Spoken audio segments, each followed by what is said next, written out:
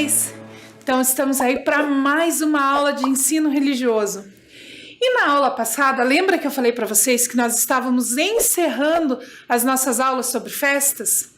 Isso mesmo, a partir de hoje nós não vamos mais falar sobre festas, mas nós vamos falar sobre representações religiosas na cultura popular. Então, a nossa aula de hoje é sobre representações religiosas na cultura popular. Mas o que será que isso quer dizer? O que é cultura? A palavra cultura, durante muito tempo, foi associada a conhecimento, a estudo. A gente ouvia muito, principalmente as pessoas mais antigas, falarem: aquela pessoa é muito culta, porque ela fez faculdade, ela fez mestrado, ela fez doutorado, ela tem muita cultura. Mas hoje a gente já percebeu que cultura não é só conhecimento, não é só estudo. Cultura é muito mais amplo. E para a gente entender um pouquinho melhor, eu trouxe um vídeo para vocês com alguns especialistas na área explicando para a gente um pouquinho sobre o que é cultura. Então, vamos assistir juntos esse vídeo?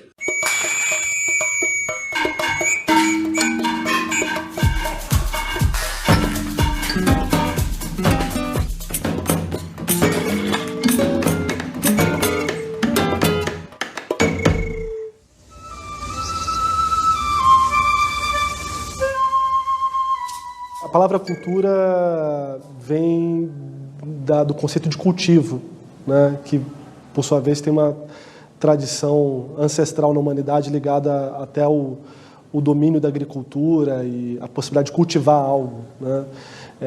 Eu acho que não é por acaso que a cultura vem dessa própria ideia tradicional de cultivar a terra, cultivar a natureza, cultivar algo que permanece, que tem sazonalidade, que tem estações, que tem ciclo, né, que tem desenvolvimento também, que se relaciona com o ambiente, com o sistema.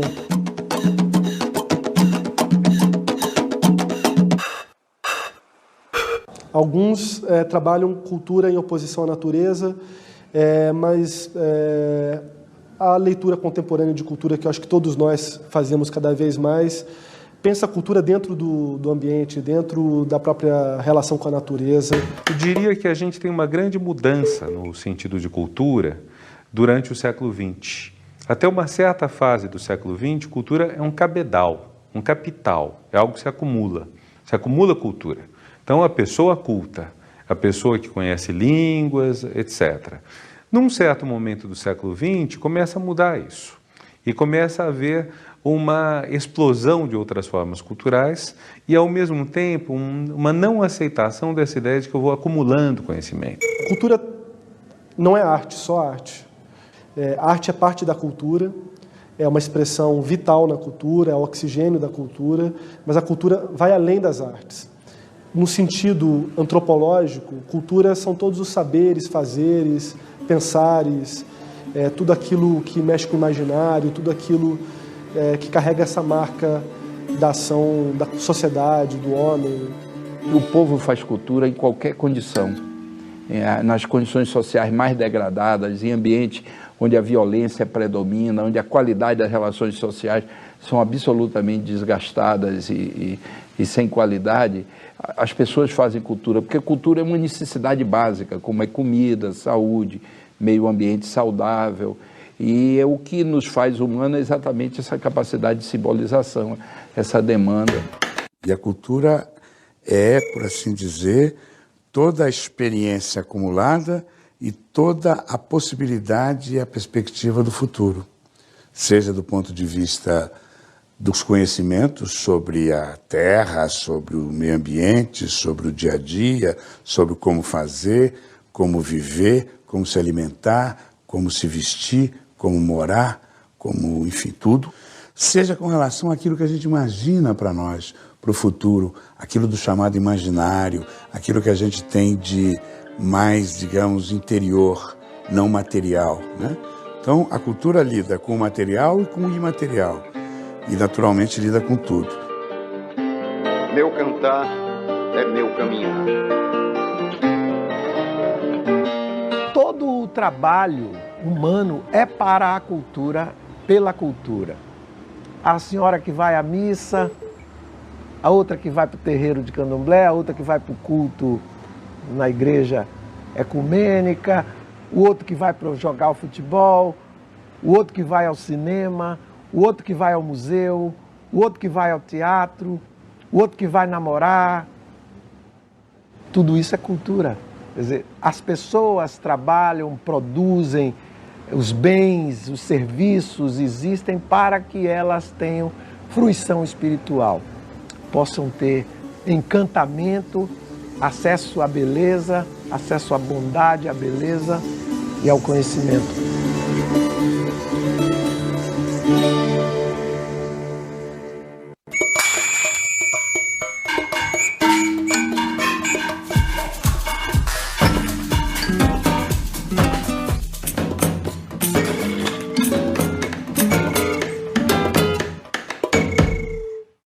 Então, como nós vimos aí no vídeo desses especialistas falando sobre o que é cultura, a cultura, ela engloba várias coisas que a gente já estudou e que a gente vem estudando aí nos últimos anos, que é a parte da arte, das festas, da música, da dança, né, a literatura.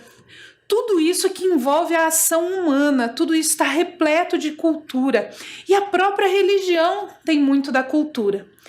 Mas para a aula de hoje, a gente vai pensar um pouquinho nas coisas que a gente fala. Isso mesmo, nas expressões da fala e que trazem muito da cultura, que trazem também representações religiosas dessa cultura. Quer ver só? Essa tela que você vai ver agora é só um exemplo. Ela traz ali pra gente a palavra Maria, que é uma personagem religiosa, é a mãe de Jesus Cristo, ela é super importante aí para os cristãos. E a partir da palavra Maria, a gente tem uma infinidade de expressões populares, expressões da fala. Eu vou ler só algumas para vocês, que com certeza vocês já devem ter ouvido por aí. Nossa Senhora. Aquela expressão quando você leva um susto ou quando acontece alguma coisa legal ou assustadora, fala, Nossa Senhora, vem aí de Maria. Ou Ave Maria. Mesmo as pessoas que não são cristãs acabam usando essas expressões. Ou, né, como os mineiros costumam falar, Minha Nossa Senhora, tudo juntinho assim, vem também dessa personagem religiosa. E uma que a gente tem usado muito ultimamente, principalmente nas redes sociais, quando a gente vê um cachorrinho ou um gatinho que a gente fala Itimalia, vem também aí dessa personagem religiosa. São inúmeras expressões que fazem parte do nosso dia a dia, fazem parte da cultura popular e elas vêm de uma personagem religiosa, que é Maria, a mãe de Jesus Cristo. E essa parte da cultura, ela é tão forte, tão presente, que mesmo as pessoas que não são cristãs, em algum momento usam Vixe Maria ou Minha Nossa Senhora, mesmo sem serem católicos. Essa parte da cultura, ela é presente na nossa linguagem, no nosso cotidiano. E por falar em linguagem, tem uma outra coisinha que faz parte da nossa linguagem, da cultura popular e que está presente na nossa casa, na nossa escola, no nosso dia a dia. Ditados ou provérbios populares. Os ditados, os provérbios, eles passam de geração em geração. E eles vêm acompanhando a cultura popular e acompanhando a nossa linguagem. E estudando esses ditados, a gente descobriu que muitos deles têm origem religiosa. Eles são originados da religiosidade do povo brasileiro. Mas para você entender um pouquinho melhor o que são esses ditados, do que eles falam, provérbios e ditados são frases curtas que têm a função social de aconselhar e advertir, ao mesmo tempo que transmitem ensinamentos. Alguns deles possuem rimas, recurso que facilita a memorização. E vocês vão tentar adivinhar qual é o provérbio que está na tela. Combinado? Eu vou deixar um pouquinho para você tentar adivinhar e aí eu trago a resposta e a explicação do que esse provérbio quer dizer ou qual é a origem dele. Combinado? Então, o primeiro que você vai tentar adivinhar é esse que está aparecendo agora.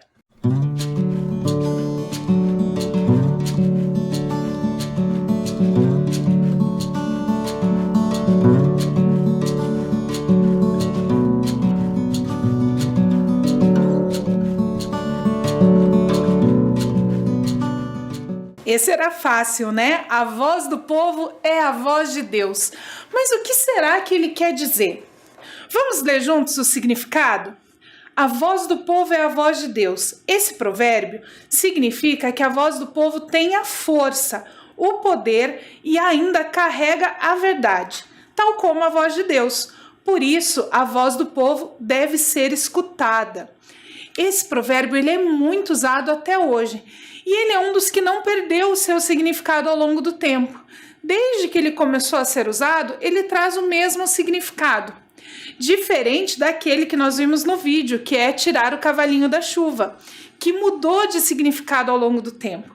A voz do povo é a voz de Deus, continua significando que a voz do povo deve ser ouvida e que ela traz sempre a verdade. Lembrando que isso é só um ditado popular. Nem sempre é assim que as coisas funcionam, mas ele é também uma forma de ensinamento, uma forma de passar de geração em geração esse ensinamento de que nós devemos ser ouvidos e que a voz do povo tem força. O próximo é um pouquinho mais difícil, mas vamos ver se você consegue adivinhar. Presta atenção lá.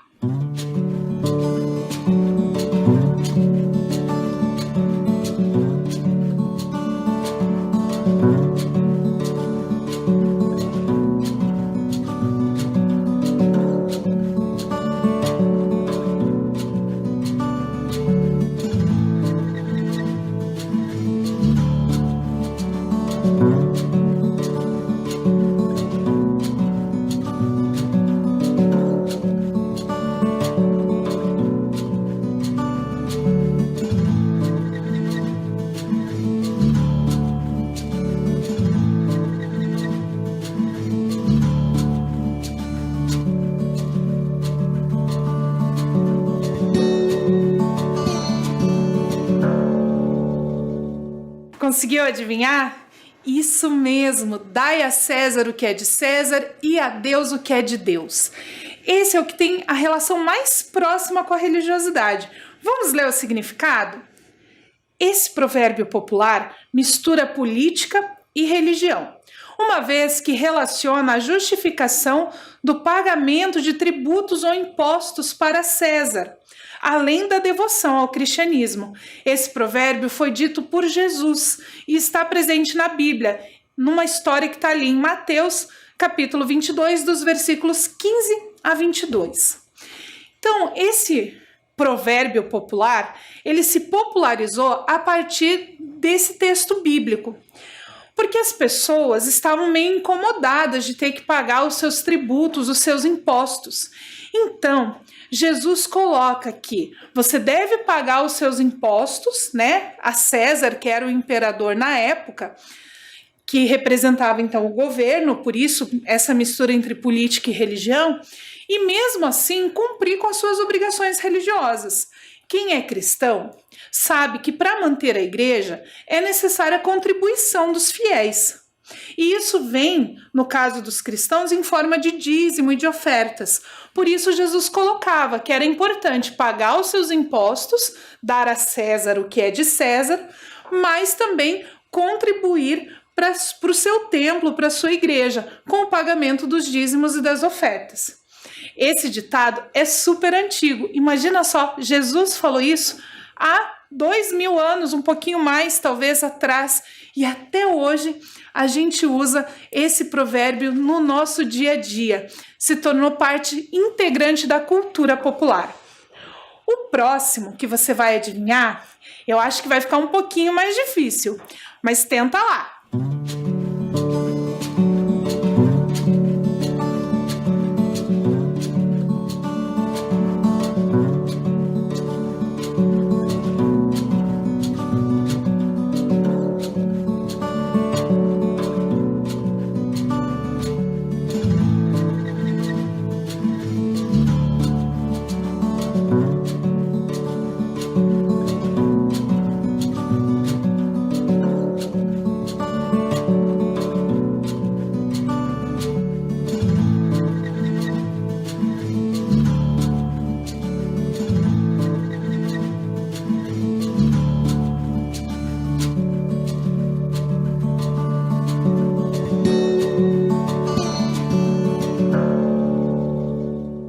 aí, conseguiram adivinhar esse? Isso mesmo, Deus escreve certo por linhas tortas. Mas o que será que eles quiseram dizer com isso? Vamos ler juntos a explicação? Esse provérbio significa que a vida pode apresentar um caminho diferente daquele que traçamos, os objetivos que gostaríamos de atingir, ou seja, uma linha reta com partida e chegada. Entretanto, um caminho cheio de curvas não será necessariamente um caminho errado, uma vez que com elas aprendemos algo que nos será valioso. Então, por mais que as coisas não aconteçam exatamente como nós tínhamos planejado, não quer dizer que elas vão dar errado no final. É isso que eles quiseram dizer com Deus escreve certo por linhas tortas. Às vezes é necessário fazer uma curva para a gente chegar num lugar mais legal, não é? E o próximo? Vamos ver se você adivinha? Esse eu acho que é um pouquinho mais difícil para vocês, mas eu tenho quase certeza que vocês vão adivinhar. Olha lá.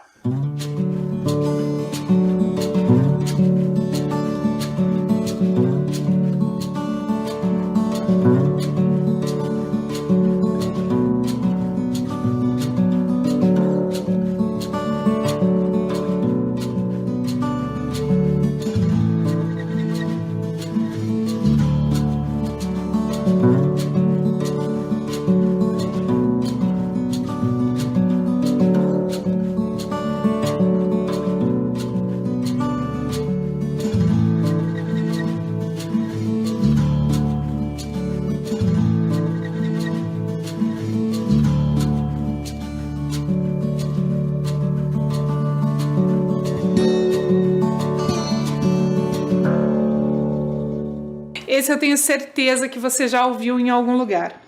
A gente usa muito esse ditado. Mas o que ele quer dizer? Vamos ler juntos o significado? Onde Judas perdeu as botas. Quando nos referimos a um lugar distante, de complicado acesso, ou ainda muito difícil de ser encontrado, utilizamos esse ditado. Supostamente, ele surgiu na Idade Média, já que a população não sabia ler ou escrever. Foram criadas diversas narrativas sobre acontecimentos religiosos. Então, ele é um ditado também bem antigo, que vem acompanhando a gente aí desde a Idade Média, foi trazido pelos europeus. E ele significa que o lugar é muito longe. É tão longe que o Judas, quando estava chegando lá, perdeu as botas. Vamos para o próximo?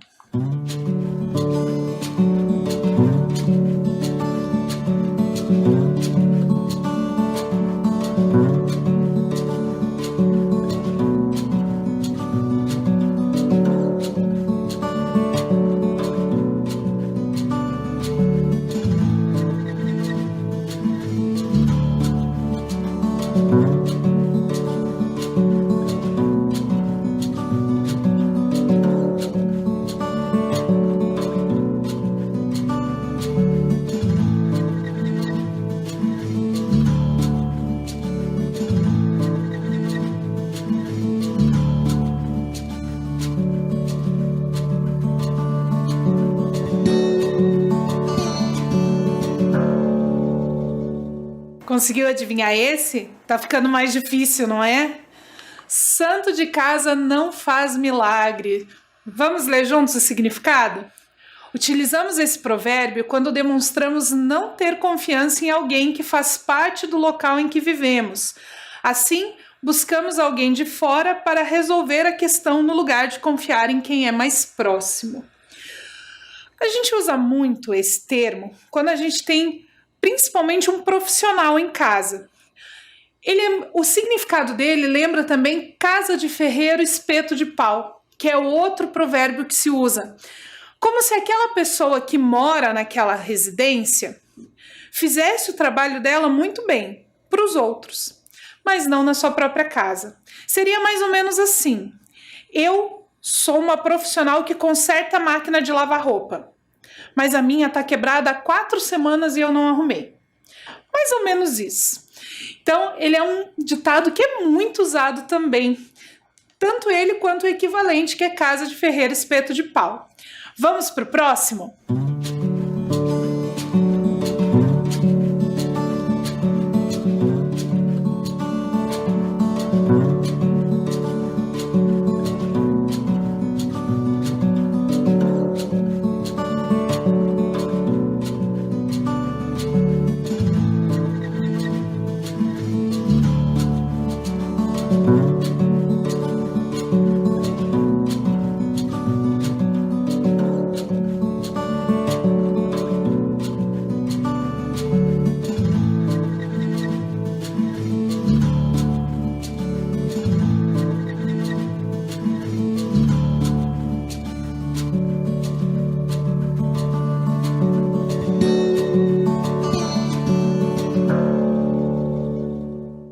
esse é muito usado também.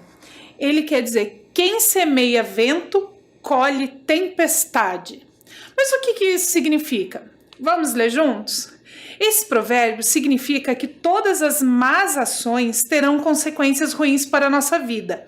Ele também é de origem bíblica. Lá em Oséias, capítulo 8, versículo 7. Ele está relacionado com outra expressão popular muito utilizada: colhemos o que plantamos. Eu já ouvi ele também da seguinte forma: você não pode colher abacates se você plantou maçãs. Ele quer dizer que todas as nossas ações têm consequência. Então, tudo aquilo que a gente traz de bom, a gente recebe de bom de volta. Mas se a gente fizer uma coisa ruim, vai ter consequências ruins e que muitas vezes não vão nos agradar. Por isso é importante pensarmos nas nossas ações, porque toda ação tem uma reação. E isso é uma coisa da física que você vai aprender lá no ensino médio. Mas é super importante pensar isso na nossa vida. Se eu beliscar o meu irmão, provavelmente meus pais vão me colocar de castigo. E aí não adianta reclamar, porque se eu belisquei, eu sabia que ia ter uma consequência. Mais ou menos isso. E o próximo é um super divertido. Vamos ver se você adivinha qual é.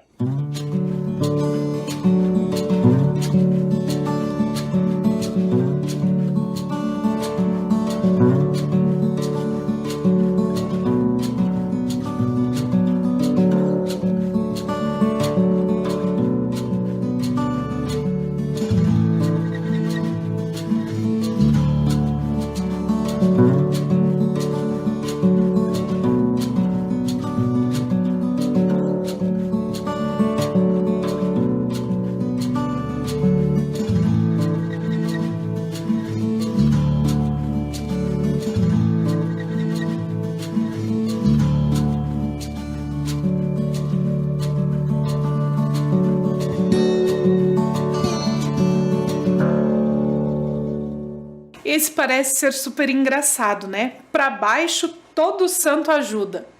Mas o que será que eles quiseram dizer com isso? Vamos ler juntos o significado?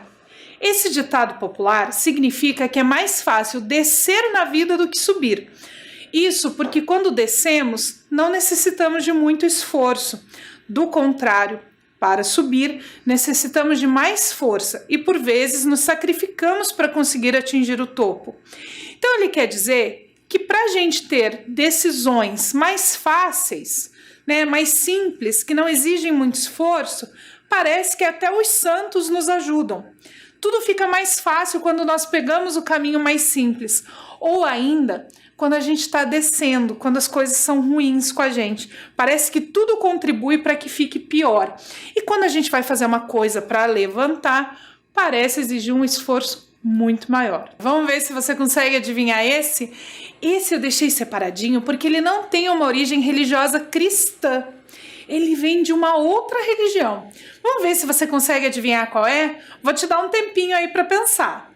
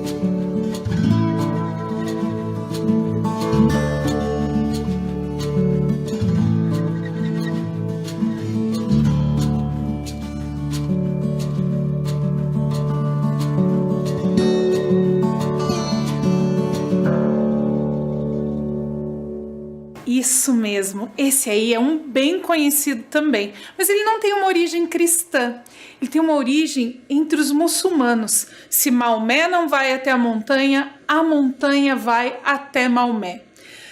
Na Bíblia, nós também temos uma frase que fala algo semelhante a isso, que é: a fé pode remover montanhas. Esse ditado, ele vem do islamismo, e ele quer dizer justamente isso, que a fé pode ser tão grande que pode mudar uma montanha de lugar.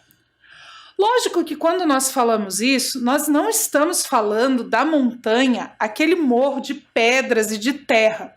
Nós estamos falando num sentido figurado, que muitas vezes os nossos problemas são tão grandes, tão pesados, que eles parecem uma montanha. E que, para os religiosos, tanto muçulmanos quanto cristãos, se você tiver muita fé, se você acreditar de verdade em Deus, para os cristãos, ou em Alá, no caso dos muçulmanos, a sua fé pode remover esses problemas e você pode ter uma visão mais clara para solucionar esses problemas. Então, quando a gente fala, se Maomé não vai até a montanha vem até Maomé, é porque Maomé era uma pessoa de tanta fé, que a sua fé era capaz de solucionar esses problemas. O Maomé é uma pessoa muito importante para o islamismo. Aqui no Brasil a gente usa o nome Maomé, mas na verdade o nome dele, lá em árabe, era Mohammed.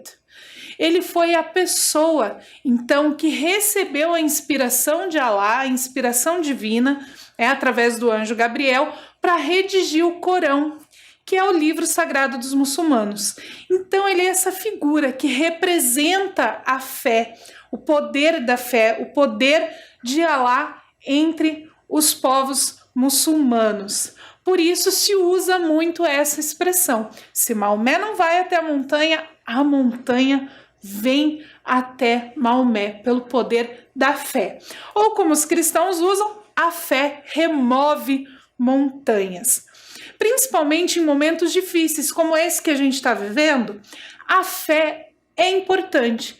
Para as pessoas que são religiosas, a fé ajuda a passar por esses problemas, passar por esses momentos de uma forma mais leve, acreditando, tendo esperança de que vamos ter um futuro melhor e de que tudo será resolvido.